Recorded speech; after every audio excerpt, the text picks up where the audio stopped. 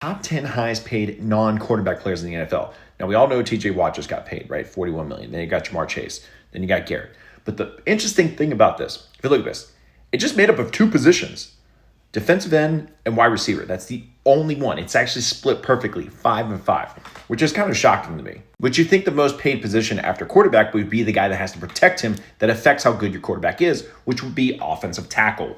Even Andy Reid came out here and said that the offensive line is the most important position outside of the quarterback for success in the NFL. And we all remember this meme a couple years ago. Joe Burrow, if he has an offensive line, he'll be able to hit his target for anybody.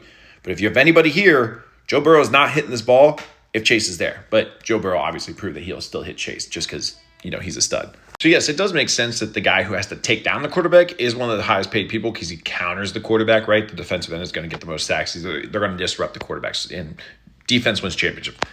And your wide receivers, they help your quarterback success too. But if you don't have a good offensive line, you're not winning.